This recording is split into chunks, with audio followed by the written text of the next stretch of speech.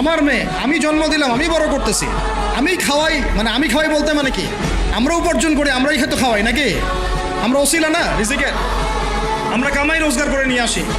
আমি খাওয়াই বলতে বোঝাচ্ছি আমরা কামাই রোজগার করে নিয়ে আসি, আমাদের ভালোবাসা দিই, মহব্বত করি, তিলে তিলে আদর মহব্বত দিয়ে বড় করি। আমার মেয়ে কেমন করে বাইরে যায়, কেমন করে বাইরে যায়, কোন সাহসে যাবে? আমি বাবা হয়ে বেঁচে থাকতেও কীভাবে যাইতে পারে?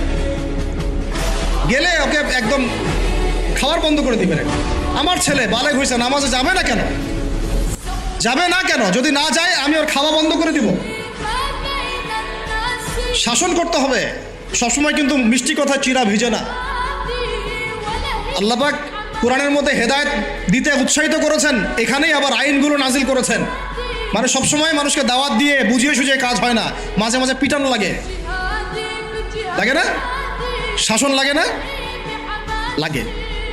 তো আমরা যদি আমাদের পরিবারের মেয়েদেরকে নিয়ন্ত্রণ করতে পারি, ছেলেদেরকে নিয়ন্ত্রণ করতে পারি, দেখবেন আস্তে আস্তে ইনশাআল্লাহ এটা কমে গেছে। আর যদি এভাবেই গা ছাড়া দিয়ে দেন, আমি বলেছি বেশি দিন লাগবে না, আর 10টা বছর পরে নাউজুবিল্লাহ আমরা আশ্রয় চাই আল্লাহর কাছে, এমনটা যেন না হয়।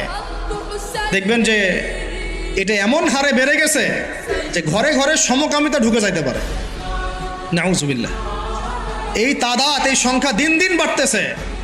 আপনাদের শহরে, আপনাদের এই অনেক অনেক এই যে এখানে আমি অনেক মাহফিল করেছি, অনেকেই আমাকে চিরকুট দিয়েছিলেন যে ভাই এখানে সমকামিতা বেড়ে যাচ্ছে, এই বিষয়ে কিছু বললেন।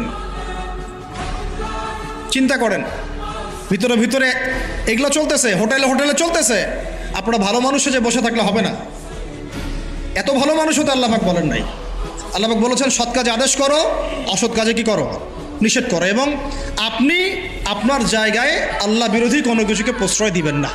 ব্যাস, সরকার কোথায় যায় যাক, প্রশাসন কি করে করুক, ওটা আমার দেখার দরকার না। আমি আমার জায়গা থেকে আল্লাহ এবং রাসূলের বিরুদ্ধে কোনো কাজ করব না, সিম্পল।